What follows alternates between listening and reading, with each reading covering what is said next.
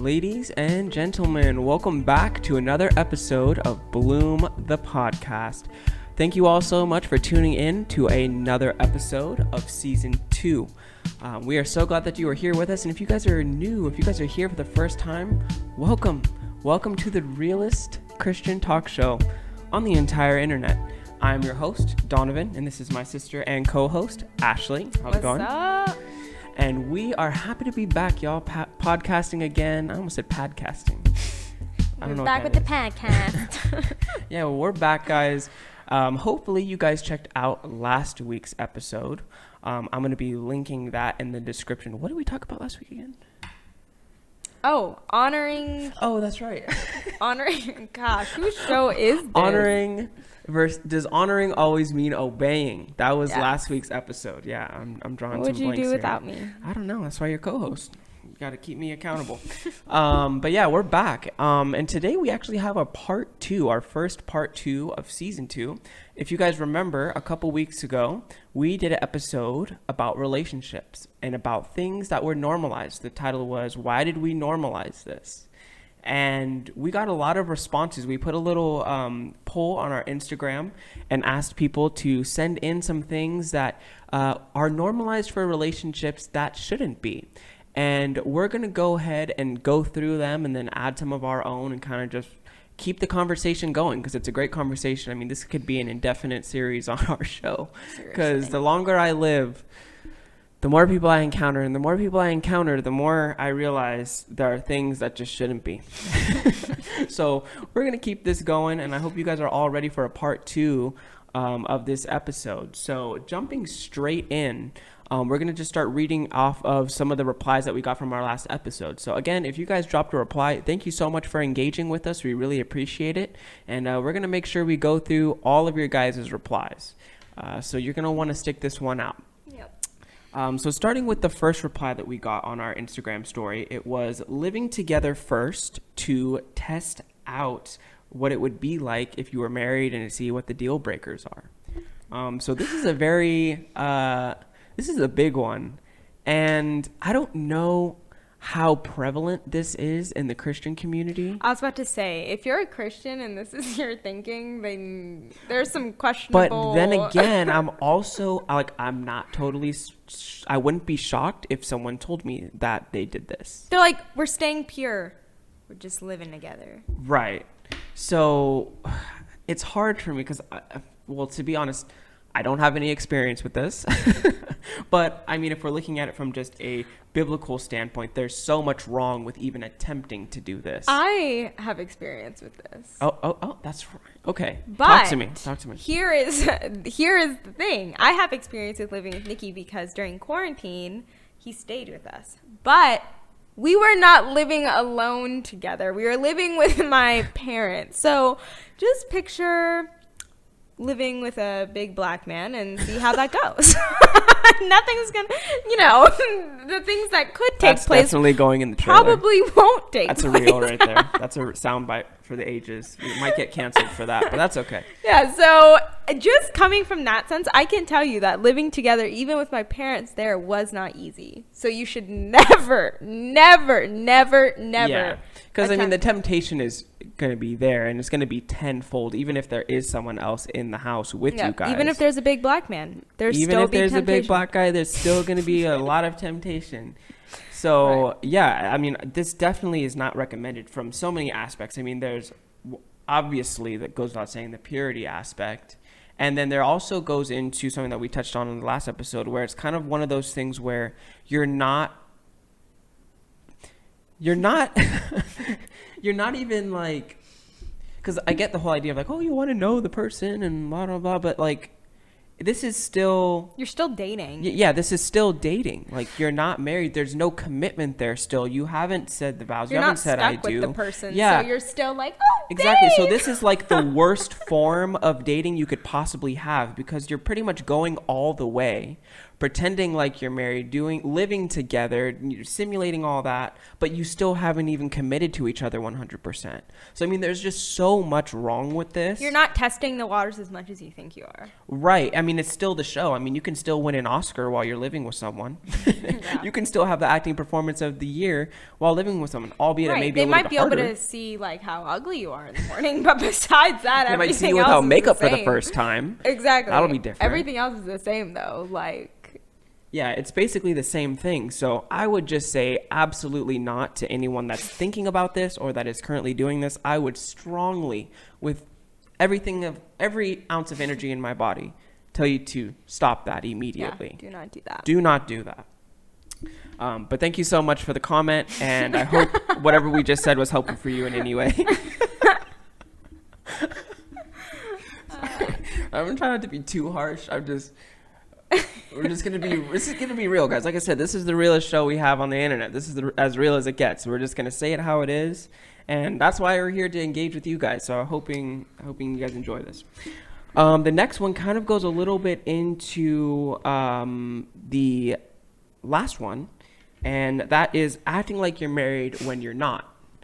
And this goes kind of a couple different directions, but what are your first initial thoughts to that comment? Well, when you read that comment to me, my first thought was, oh, they've been dating for 5 years. Like, of course they act like they're married. Why wouldn't they when you've been dating for 5 years?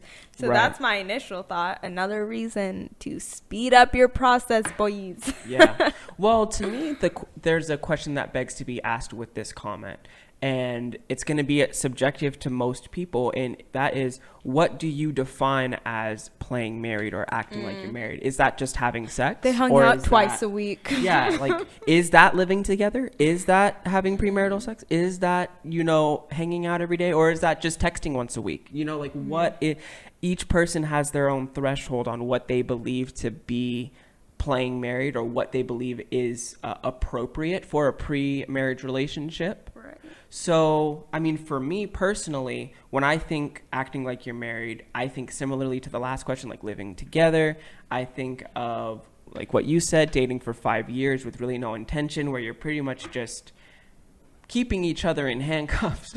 You're just stuck with that person because Yeah. it's been so long. Yeah, it's been so long. There's no excitement there anymore. You're pretty much an old married couple already before you've even put the ring on. So, again, that's something we would definitely advise against, because you want to be going into your relationship with it fresh. If you've been dating for 5 years, it's hard for me to imagine there's still that like new feel to it, because you can't progress much further in a dating relationship. Is such an itty bitty phase of the relationship as a Not whole. for those people. But that's what I'm getting at is, if you drag out that itty bitty portion that is dating, because I mean, you can only hold hands for so long. So if you drag out that whole portion, when you get into marriage, it's going to be like, well, I mean, we've been here, done that. You know what I mean? Right. And I think also, I've talked a little bit about this on my blog, but when you date for a long time as well, your emotions and the way you feel you're emotionally at a place you shouldn't be with that person. Expand on that. Like, okay, so, a married couple has a certain, it's so hard to describe this. I'm trying to remember how I described it when I blogged about it. Right. But emotionally, you're connected and attached to this person in specific ways when you're married, right? Right. And when you're dating for 5 years, there is really no difference, because it's as if you were married to that person for all that time, because it's been so long that all the emotions, all your feelings, the whole vibe of the relationship starts to emotionally be as if you were married, or, that person is your spouse. Like, you start acting like, that's my husband. Emotionally in your head, it's like, he's mine. We're never departing. We've been dating for 5 years. Like, that's my man. That's my spouse, basically. And you're already at this point that you shouldn't be, because there is no commitment. I see what you're saying. Yeah. Okay. Yeah, that makes total sense. And yeah, that could definitely be destructive, because when you're already playing those roles, but you're not moving the relationship along, because I'm a firm believer in practicing what you're going to do in your relationships. That way it translates into your marriage. but that only goes up so far, right? Like you want to practice those things in your relationship. As a man, you want to practice being a leader and taking that role, and as a woman, same thing. In the reverse, you want to practice, actually taking your husband or your boyfriend's opinions into consideration and kind of putting him in that position to lead you. So I'm all for playing the role to a certain degree, but if you're not actually progressing the relationship and you're still playing the role, then you're not doing yourself any favors. You're just subjecting yourself to something that you really shouldn't be in the first place, because like you said, there's no commitment. So when you do get there, it just seems boring. Or when you get broken up with, it's like a divorce. Like straight up. Yeah, I didn't even think. Well, because you're like, how dare you? You take 5 years of my life acting as if you were my husband, and you leave me. Crazy to me too. Like, I couldn't even imagine being more than 3 years in. I mean, honestly, it's hard for me to picture even being 2 years in. 1 year in is heartbreaking enough. I mean, yeah. Well, I mean, 5 months in. Like I'd be crying for 3 days. weeks in. I was kidding. Yeah. But like seriously. Honestly. Well, honestly, the emotions and that attachment build so quickly. And that's what I'm saying. So imagine how much you view that person as your spouse 5 years into dating. Yeah, it's absolutely devastating because honestly, at that point, one of the parties has to be thinking to themselves, okay, what's next, right? Like one of them has to think, if not both of them, when are we going to make the real move? Well, you know what? They don't think, when are we going to make the real move? They just keep progressing in things that come with marriage while they're dating. That's their progression. They don't have marriage on the table. They're just like, okay, what comes next? Oh, sex while we're dating because we've been dating for 5 years? Why not? Well, and that gets into one of the bigger problems that I think we all really need to be honest with ourselves about. And is if you are in a very, very extended time frame relationship, what is your purity looking like? What does that fight look like? Because if you're attracted to that person in any way, shape, or form, it's hard for me to believe that it's all peaches and cream, just easy on the temptation front. Like, I don't really believe that. So when I hear people tell me like, oh, it's totally fine, we don't have any temptation, like we have all these barriers and things that we do, and it's like, okay, the barriers are there to last you up till a certain point. They're not supposed to be forever. Like the blocks that you place to stop yourself from falling into sin, that's why they're there. They're blocks so that way you can move your relationship along into marriage. They're not supposed to be there for the rest of your life. Blocks, yeah, bro. So I just have to ask the question, and this is a question we all need to ask ourselves, is, are we being honest with ourselves with the fight against purity? Mm-hmm. And I'll be the first to say it's a difficult fight, especially as a dude. I mean, I'm sure it's the same for females as well, but I know as a guy, it is a serious fight that we have to fight, wage every day. You got to clock in every day and fight that fight. Full-time so job, if you have someone that you love and care about, that you're seeing all the time, and that you are potentially playing married with, you need to get on that right away, because it can get dicey, like we said in our little response there. Like, bro, if you playing, why not just put the dang ring on her finger? Oh, we're spiking. Sorry if you're the audio only people. That was probably really loud. And yes, I have no regrets about yelling at you. I'm going to have to edit that out in post edits. Okay, moving on to the next one. Thank you so much for that comment. We love to talk about it. The next one is a funny one, actually, and I'm not too sure what you're going to say about this, but the comment was doing holidays together with each other, with each other's families, so like you going to Nikki's family for Thanksgiving or something, before you're married. Talk to me about it. Talk to me. I think that one's, I want to be nice, but I think that one's definitely not a concern. I think... Not a concern? Yeah, okay. That should not be a problem. So you think this is okay to normalize? I think that's 100% okay to normalize. I mean, going to Christmas and meeting someone, that's like saying you should never meet their family then, because, if you're not married, there's no point in meeting the family. Yeah.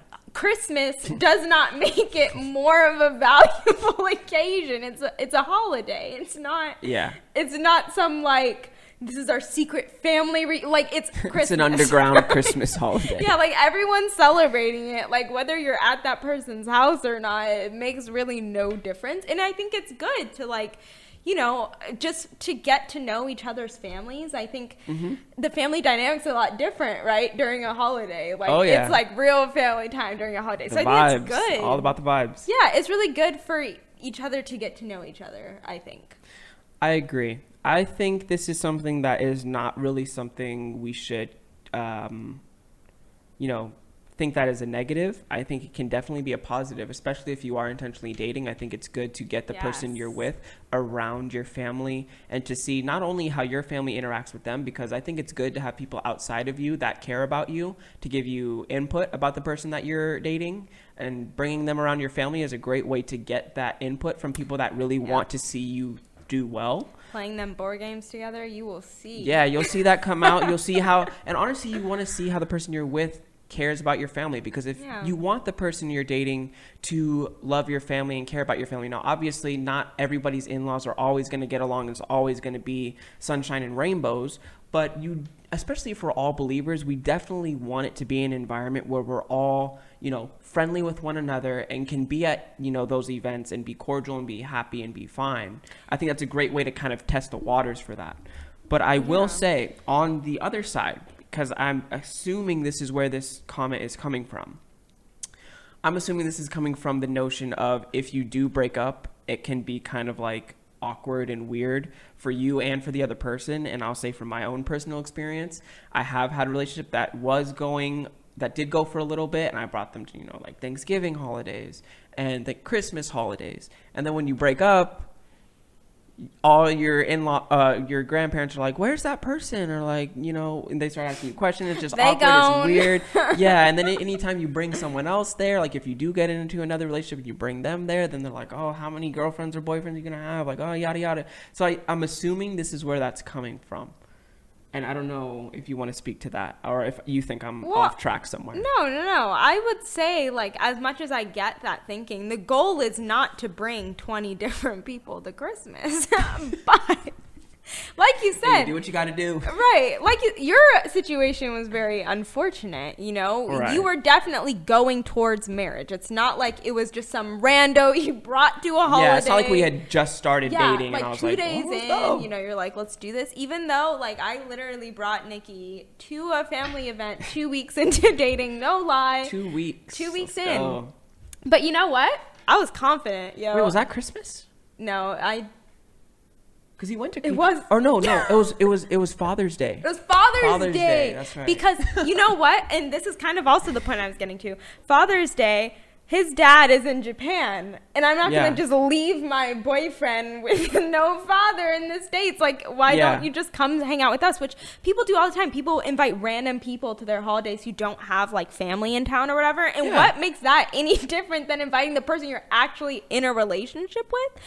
But yeah, so I brought Nikki, but like you said, if you're intentionally dating and you're like, no, I like actually like see myself with this person, then you're going in with good intention that you're hoping that this person's the one you want to get them involved. And sometimes that's not the case. Sometimes it breaks up because something unfortunate happens. But with the next person, it's still going to be that same intention. And hopefully that only happens like at the most like 2 or 3 times, right? That you have to bring someone else in that, you know, didn't come to the last one. So yeah, because like I'm of the mindset too, like even before you get to the holidays, like you had mentioned when we first started talking about this, is like bringing them over to family nights and like doing those things where you're kind of integrating them into your life, because that's the whole point of marriage, is doing life together. So I want that person to be integrated into my life as fast as possible if I see myself potentially having a future with them. That's the real testing of the waters, not living together. How they fight with your mom. That's exactly. That is the test of time. Okay.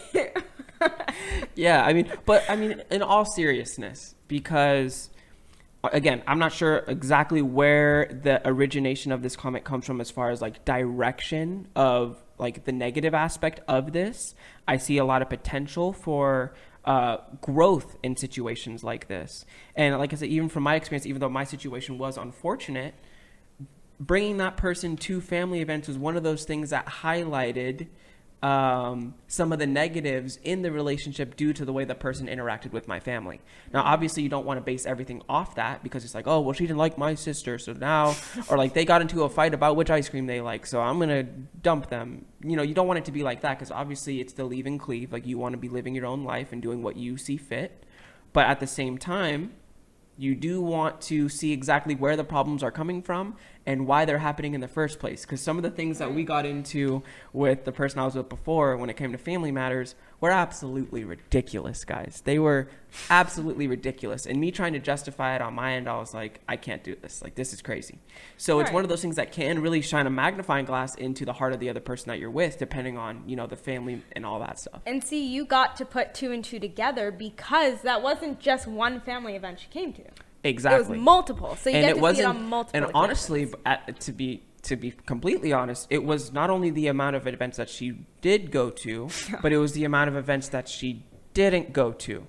So you you get to kind of see exactly what's going on and where the heart motive is the other person. And you can kind of say, okay, this person doesn't really seem to want to be involved in my life that much or be around the people that I care about most. So where's the disconnect? If you care about me, you should care about the people that I care about when it comes to family. Obviously, you don't want to like, well, she's my friend and you got to like, it's like, okay, that's a little petty. But when it comes to family, family's family. You know, I want that person to, ideally, in an ideal world, I want that person to enjoy being around my family. Even if it's just a little bit, I don't want them to be opposed to being around my family. Right. You don't,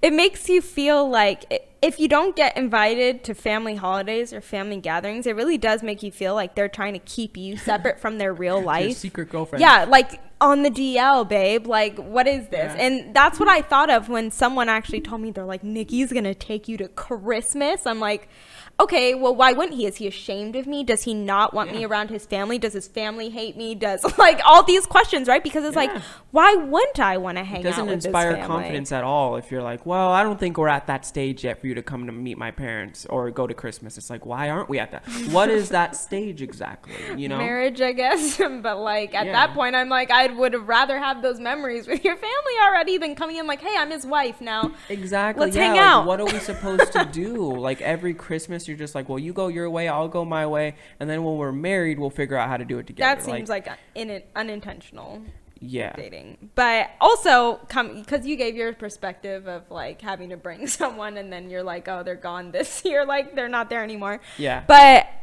the previous dude before Nikki, I spent like, I think, like some of the Christmas holiday with them and stuff. And like, let me just tell you, though we're not together, it's not weird at all. Like, I'm not like, my gosh, I spent Christmas with you once when I see his family. When you brought Nikki to Father's Day, right? Were you at all in the back of your mind like, well, here's the second guy, I wonder what grandma's gonna say or something?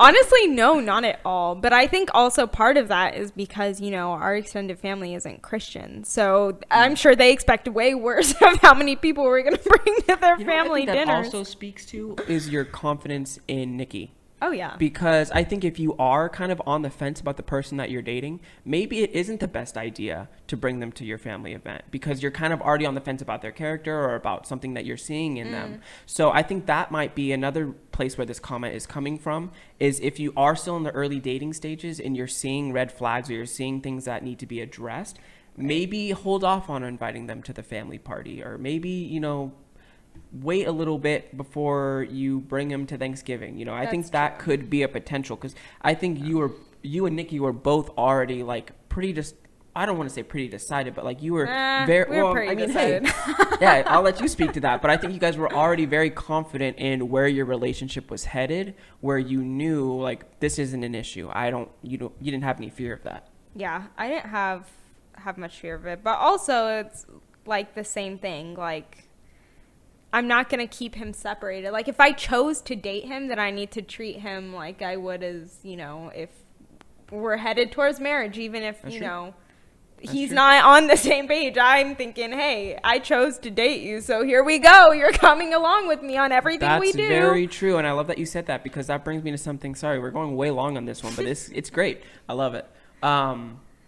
acting independently in some of those things, even when you are in a relationship, because like you said, you were thinking, I chose this person, I'm going to take the initiative to say, you want to come with me to this event, come with me to Thanksgiving. Even if the other person may not be at that page yet, I think it's a good idea to still put that out there, that that's what you're looking for, because that's the only way to really drive the relationship where you guys can end up on the same page. Because if you go that way and you say, hey, come to Thanksgiving with me, and he says, oh, we're not there yet, you get to have that conversation now of, okay, well, what does it take to get there? What are your thoughts on this? And you can have that conversation. And those are the conversations that build you tighter together, rather than kind of being like, well, he hasn't invited me to mine, and then you haven't invited him to his. And you both kind of like are playing this Cold War game of like, well, who's going to invite who to family first? Or what are we going to do? You know, like just get it out there, show some initiative, and take the lead on that. Because, I mean, this is a small thing in my opinion. Right. Honestly, for me, it was almost like, I don't know, a little embarrassing when he wouldn't come to my holiday, because he went back to Japan for Christmas. So I was a little devastated over that. Then for Thanksgiving, he was pressured into being elsewhere for Thanksgiving, not my place. And someone actually asked me when he was back in Japan for Christmas, they're like, why aren't you there with him? And I was like, what? I don't know. Yeah, it honestly that's more of the thing I was thinking. Like, yeah, why aren't I there with him? Like, yeah, the reverse of this question also begs to be asked is normalizing not bringing your significant other to a family event. So it really can go both ways. Again, we appreciate the comment, and we would love to interact with you guys. Good topic. It really is. I mean, we could do a whole episode on this. There's a lot of places you can go from here. But going to the next one. And this is something we talked about a little bit, but the comment was dating for kicks instead of serious intent. And I think this is kind of like the overall theme of normalizing versus not normalizing, is if you are normalizing things, they have to be things that back being intentional. This isn't for fun. This is not for status. This is not so you can put someone's IG user in your Instagram bio. Like, this isn't for show. This isn't. I forgot that people did that. You know, they put your user and then they put a little locking key next to it, like and like a heart emoji. Yeah, it's that's like, old, bro. Do people, guys? If you still do that, leave a comment. We want to know how many of you guys still put your significant other's IG handle in your Instagram. Now I'm kind of thankful Nikki doesn't have an Instagram. There's just no need for the cringe. Well, I mean, it's a cute thought. It's a cute thought. Just post a photo. When I was 18, I did that. I did that when I was 18. So yeah, we've all been there. We've been there. We've all been there. I think it's like that's like a first boyfriend or girlfriend thing. Yeah, definitely. Then once you get dumped, you're like, yeah, like, I'm never putting anybody in my bio ever again. You're not even getting a picture. Oh, that. For those not watching the video, they have no idea what just happened just now. Guys, if you are not watching the video, I've said this before. What are you doing? Watch the video. Anyways. That's a good topic. Okay. Stay tuned, guys. Stay tuned. Thank you for the comment. Moving on to the next one. This is a great one. I love this one.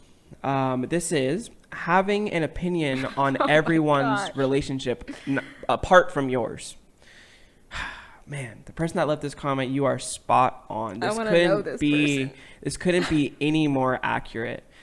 Today, especially with social media, we have opened up ourselves to everybody's feedback. Everybody's messaging you, DMing you, talking to you, wanting to tell you something about your relationship, whether it's a negative or a positive. People just feel it's so okay to just jump in and be like, oh, yeah, well, I think about this person. Well, have you thought about that? It's like no one asked you. And it sounds harsh, but when it comes to people's relationships, unless you have and even if you have a super, super close relationship with that person that you're going to tell them about, it's still not advised. If they're not asking you for advice or asking you something, stop interjecting your opinions, because most of the time they're not helpful. I think. Oh, man. Don't get me started. When Nikki and I were dating, I'm pretty sure the whole church was in our relationship. I dated the whole church is what it literally felt like. It's unacceptable. And when I tell you that it's not helpful. It literally does nothing but like makes everyone angry. But for second off, I mean, we had people sending Nikki Google Docs about why this relationship, why Ashley's not, why this, why Google Docs. And they'd say, this is chapter 1. No joke, guys. No joke. Mind your business. And you know what? That's what I said. And you know what? It didn't go well for me, but I stand by what I said. And honestly, to be the most destructive thing about this is because usually it's on one side. In your situation, it was on one side, but it was almost directed at both of you at the same time. Like you guys both needed to separate from the people that were kind of jumping in. But more often than not, it's one side heavy. So like in my situation, there's people just in the person I was with, family, friends, people just kind of like talking like, oh, well, why are you with him? Oh, you could do better. Oh, yada, yada, yada, like all these things. And once you start planting those seeds in someone's head, it's impossible for them to not grow. It's like Inception. If I tell you not to think about elephants, what are you thinking about? Elephants. If I tell you you should break up with this person, every single time that person does something wrong, you're going to be like, were they right? Maybe I should break up. And that is toxic, guys. Toxic, because we should be coming to these conclusions on our own. Now, if I ask you, I say, hey, what do you think about this situation? Completely different, because that means I've acknowledged it already, and now I'm looking for guidance. But it's completely different when I haven't acknowledged anything, and you come in from left field and say, hey, this person so-and-so. Now you're planting a seed of negativity, whether it be a helpful tidbit or not. It's still something that, if it's not asked for, maybe should not be given. And oftentimes, it's literally just an assumption you made without barely knowing anything about anything. Right, because you're not in the relationship. You don't know what's going on or what's been talked about. That thing that you're deciding to voice your opinion on may have already been addressed. Maybe they're working on that thing. Maybe it's something that they're both have mutually decided is okay in the relationship. You don't know what's going on in people's relationships. So to jump in and just start giving opinions, unsolicited opinions, right. It's just... And the sad part is it can continue into marriage. And that happened with Nikki and I. The deed was done. We got married and they still were yapping. It's like, what are you yapping about? There is nothing left to say what are they on the matter. Encourage you to get a divorce? Exactly. So all you're doing is planting a seed now for someone to have a bad marriage. That's all you're doing. You're just ruining the trajectory of what could be. Exactly. And you have to be so careful because, and I said this on the first one, most people do not have, and I'm going to use this word again, the resiliency to fight those thoughts and to fight those bad seeds. So when you put those things into people's heads, they're going to internalize them and it's going to affect them very negatively. So you have to be very careful with what you decide to share with people, especially when they don't ask. And I can't stress that enough because most of the time people aren't asking you. Yeah. And I'm sorry, you're not in the relationship with these people. So stay in your lane. Like people's relationships are not a church affair. They're not a friend group affair. It's not a family affair. Like we get to help you pick the no, you don't. Yeah. So just please. Did Mom ever show you that dating show, It Takes a Church? There's this show, I don't even know what network, by the way. I don't even know what network this was on, but it was like this dating show where the church congregation would pick single guys and girls and match them up together. And they're in your relationship with you. And yeah, well, they get to vote people out and like all this crazy. It was crazy, yo. You guys should look this up on YouTube just so you know I'm not telling lies. Now I really want to watch that. But honestly, it shouldn't even be a show because that's pretty much how it is, especially if you're at a small church. This is literally what it is. You sit next to someone of the opposite sex during the message, you're practically married. So, I mean, the church is getting involved. They start giving you their leg? Yeah. Oh my gosh. You just have the elders starting to give you premarital counseling and all this stuff just starts going crazy. But guys, please, with everything of my being, stay in your lane. If people focused as much as they did on other people's relationships as they did on their own, we'd be in a lot better place. Right. Just focus on you. And for the person who is getting the advice from the people, especially if they're super family oriented, bro, like please be a man and stop letting your family tell you what to do and getting involved in the business because I'm sorry, bro. They don't have to marry the chick. You do. So get your act together. Yeah, that's it. And it's hard for both. But yeah, especially as the guy, you have to take that stand and say, this is the person that I'm choosing. And you're going to be okay with that. Because this is the person that I chose. This is the person that the Lord has put in my life that I want to do life with.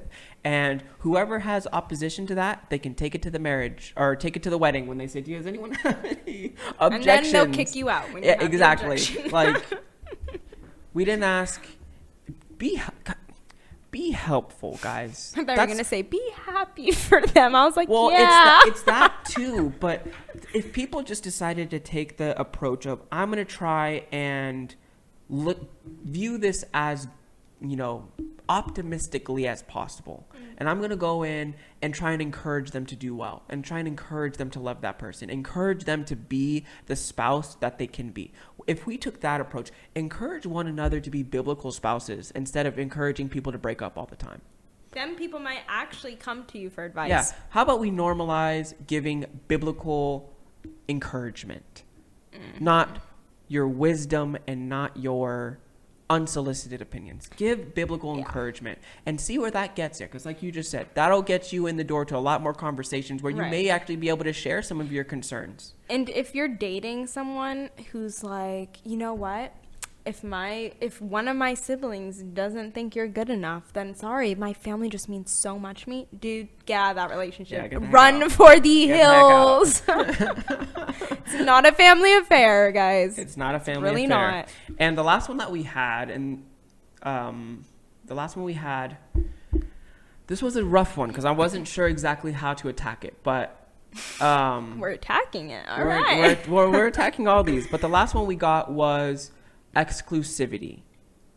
And I sent a message back because I was like, want to know exactly, where you're coming from, because it could be one of two things, right? It could be lack thereof exclusivity or too much exclusivity. And the latter was what the response was. So the comments basically too much exclusivity in relationships. And for that, I have to say I don't necessarily agree. I think that exclusivity is how relationships are supposed to go.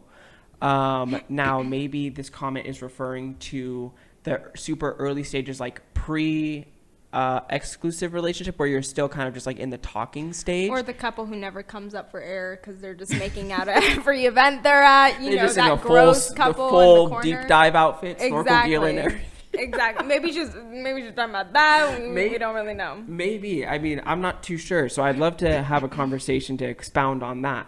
But my general thought is once you both decide that, you want to pursue a relationship, exclusivity starts at that moment.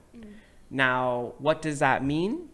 I think that means cutting out people, not cutting out, but basically, minimizing contact with the opposite sex, especially if it's super frequent.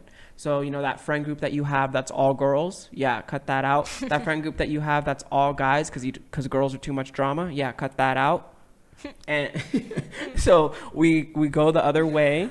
We start putting more time into the person that we're with, really intentionally, again, stressing intentionally, having conversations and hanging out with that person to further it towards marriage. That's my initial thought. I don't know if you have anything else. Yeah, honestly, I feel like I can't talk the word. Being exclusive is honestly one of the more important things to have in a relationship. I feel like for me, if I'm not exclusively in a relationship with you, then that's a deal breaker. So or if you just never get there, like you just stay in the talking stage forever. And it's like, okay, so or I don't know if she means like they're just spending too much time together, too much this. Once again, that's my problem of what I have with people these days, is that they think that like couples shouldn't spend as much time and all that stuff. I feel like that kind of plays into this. So I feel like I'd have to disagree, but once again, we can't for sure know the exact. I would love to have that comment expanded on. So if you are listening, person who dropped that comment, definitely hit us up because we would love to talk about it. And if you even want to hop on the show, we would love to have that conversation because I think that is an interesting one. I haven't heard per se, at least recently. So we would love to have you expand on that for us. Right. And we actually do have one more question. Yeah. And this person sent it to me on the side. But Okay. the question is, people, well, it's not even a question. It's, what's normalized is people going on overnight vacations with their BF or GF. Oh, man. So.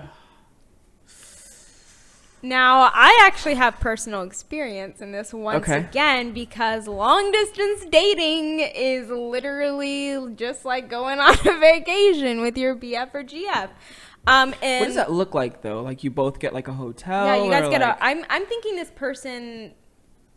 Yeah, I actually don't know. You either get a hotel together. You should share a sleeping bag or what? That's what it turns in. I think that's what they're worried it's going to turn into. No accountability. Yeah. So I'm not. There's so many directions that could go, but for me, I would say it really does depend on the circumstance. I'd never recommend necessarily you just going on a vacation for fun and with no people and going overnight. Yeah. I mean, unless, like you're just the most trusty person ever and you have your dad calling you at 10 p.m. like, oh, where you at? What room you in?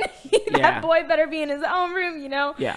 Like, I mean, it just really depends on the situation. Like, for me, there was times where I had to stay at Nikki's place. But, of course, it wasn't just Nikki and I. It was, all of his roommates there. So, not really a private setting. Well, I think the most important thing to note for stuff like this is, and this goes for anything in relationships, but if you want to do something, you're going to find a way to do it. So if you really want to sneak out and go have sex with that person on a family vacation, there is no amount of safeguarding or anything that you can do to stop those two people from doing that.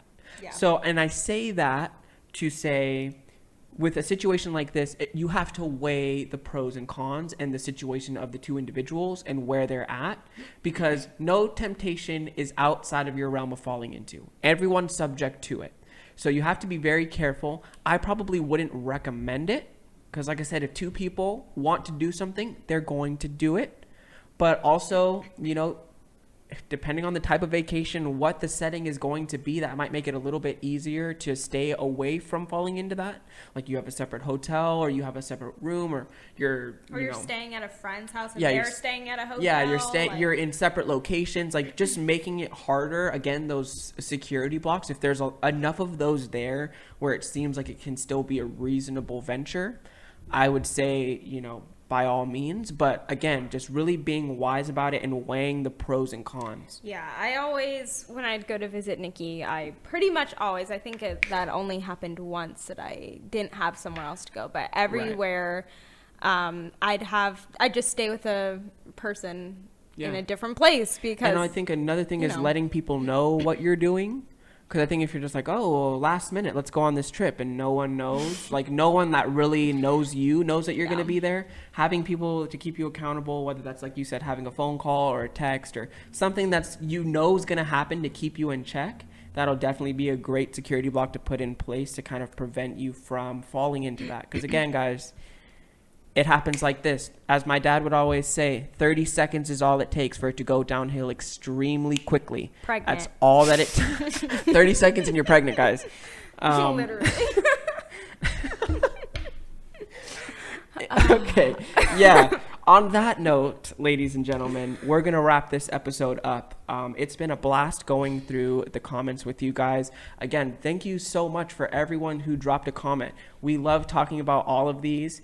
And if we answer or, talked about your comment and you feel like we either didn't touch it properly or we, said something incorrect, reach out to us so we can, further that dialogue, because we definitely don't want to misinterpret anyone's comment or, be mean in any way. So, and if you want to argue with us, please let us know. If you want to have a know. serious debate about going on family vacations or taking your significant other to Thanksgiving, Christmas, reach out, because we're about that life. We're about that smoke. I really want to do a poll now and be like, who takes their significant other to holiday? I'm like really curious.